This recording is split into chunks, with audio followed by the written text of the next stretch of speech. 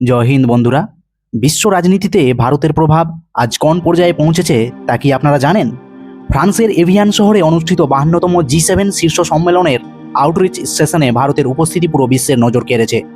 এবারের থিম ছিল নতুন অংশীদারিত্ব গঠন এবং আন্তর্জাতিক সংহতি পুনর্নির্মাণ। আজকের ভিডিওতে আমরা জানব কিভাবে ভারত এই উন্নত দেশগুলোর মঞ্চে দাঁড়িয়ে গ্লোবাল সাউথের কণ্ঠস্বর হয়ে উঠল এবং কানাডা, ইউকে এবং ইউএইর সাথে কি মেগা চুক্তি স্বাক্ষর করলো।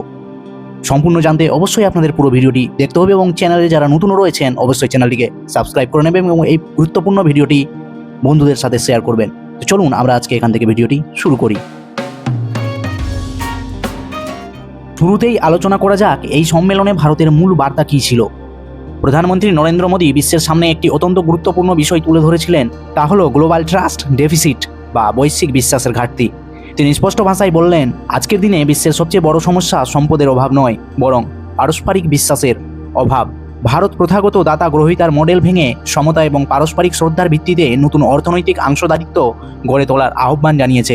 সেই সাথে অনুদান নয় বরং নীতি নির্ধারণে গ্লোবাল সাউথ বা উন্নয়নশীল দেশগুলির সমান অধিকারের দাবি জোরালোভাবে উত্থাপন করেছে ভারত তথা প্রধানমন্ত্রী শ্রী নরেন্দ্র মোদী। এবার আসা যাক সবচেয়ে চমকপ্রদ অংশে। দ্বিপাক্ষিক আলোচনা। প্রথমে কথা বলা যাক ভারত ও কানাডার কূটনৈতিক সম্পর্ক নিয়ে। সমস্ত রাজনৈতিক টানাপোড়েনে সরিয়ে রেখে দুই দেশই 2026 সালের শেষ নাগাদ কম্প্রিহেন্সিভ ইকোনমিক পার্টনারশিপ এগ্রিমেন্ট বা সেপা সিইপিএ চূড়ান্ত করতে সম্মত হয়েছে, যার লক্ষ্য 2030 সালের মধ্যে দ্বিপাক্ষিক বাণিজ্য দ্বিগুণ করা। শুধু তাই নয়, প্রতিরক্ষা ও গোয়েন্দা সহযোগিতা বাড়াতে GSOIA চুক্তি নিয়ে আলোচনা শুরু হয়েছে।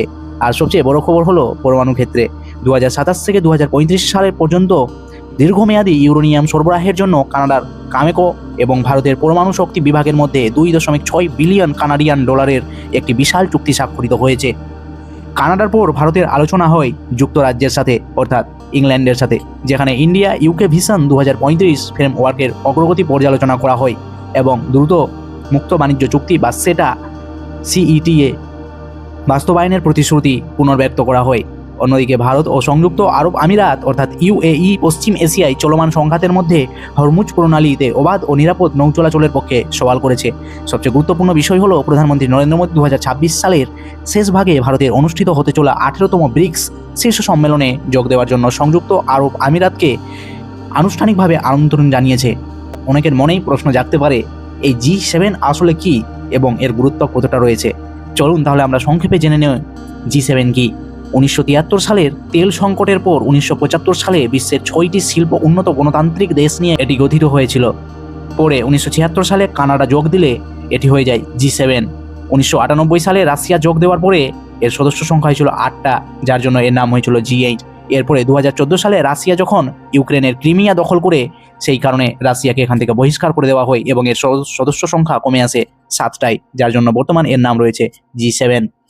যদিও এই দেশগুলোতে বিশ্বের মাত্র 10% মানুষ বাস করেন, কিন্তু বিশ্বের মোট জিডিপির প্রায় 43% নিয়ন্ত্রিত হয় এই G7 এর মাধ্যমে।